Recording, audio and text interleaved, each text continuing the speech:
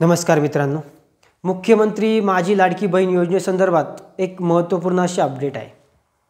ज्या महिलांनी फॉर्म भरलेले आहेत त्यांचे अप्रूव्ह झालेले आहेत त्यांच्यासाठी ही महत्त्वपूर्ण माहिती आहे।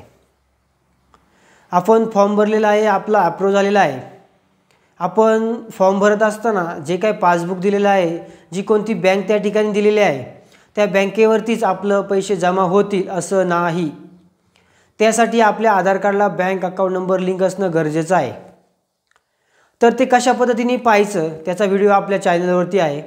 म्हणजे जर आपल्या आधार कार्डला मोबाईल नंबर लिंक असेल तर आपण आपल्या मोबाईलवरती सुद्धा आपलं स्टेटस त्या ठिकाणी चेक करू शकतो। जर मोबाईल नंबर लिंक नसेल तर आपण आपल्या बँकेमध्ये जाऊन त्या ठिकाणी आपलं स्टेटस त्या ठिकाणी चेक करून घ्यायचं आहे।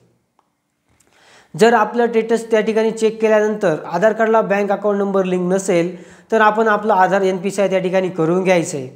जर आधार NPCI केलेलं जर नसेल तर आपल्या अकाउंटवरती पैसे जमा होणार नाहीत, कारण जे पैसे लाभार्थ्यांच्या अकाउंटमध्ये येणार आहेत ते डायरेक्ट DBT मार्फत त्या ठिकाणी जमा होणार आहेत।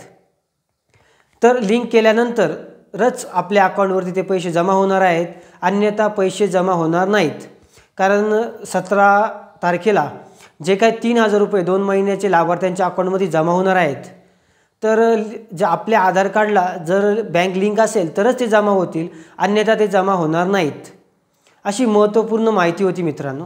व्हिडिओ आवडला असेल तर नक्की लाईक करा आणि आपल्या मित्रांना जरूर शेअर करा। धन्यवाद।